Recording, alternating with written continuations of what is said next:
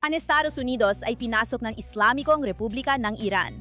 At heto kung paano. Isang bagong ulat mula sa NAFTA, ang Pambansang Unyon para sa Demokrasya sa Iran, ay nagbunyag ng pangmatagalang estratehiya ng rehimen, hindi sa tradisyonal na paniniktik, kundi sa mga institusyon, sentrong panrelihiyon, paaralan, non-profit, at organisasyong pangkomunidad na legal na kumikilos, tuloy-tuloy at sa loob ng maraming henerasyon.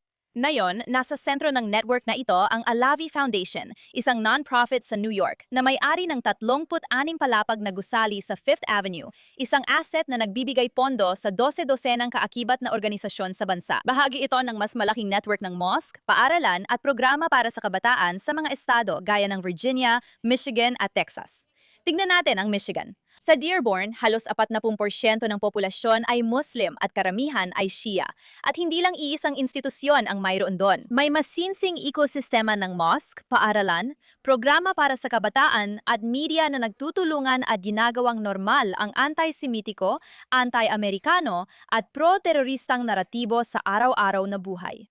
Noong 2020 matapos paslangin si Qasim Soleimani, isang komandante na responsabale sa pagkamatay ng daan-daang Amerikanong sundalo, nagdaos ng vigil ang Islamic Center of America sa Michigan bilang pagpupuri sa kanya. Sino ba ang general na ito?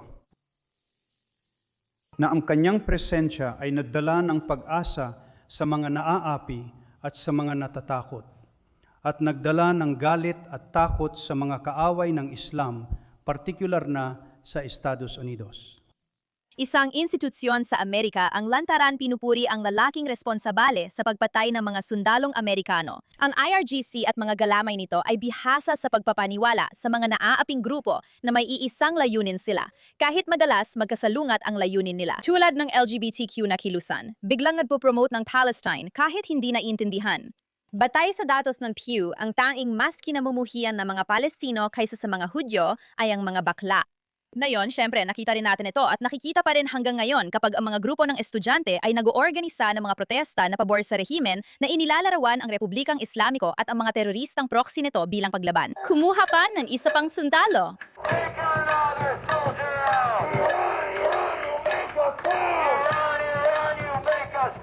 Panahon na para magising at labanan ang pang-aabuso sa ating mga pinahahalagahan bilang mga Amerikano o sinumang naniniwala sa kalayaan, pagkakapantay-pantay at mga liberal na pagpapahalaga. Malinaw na tayo ay inaatake.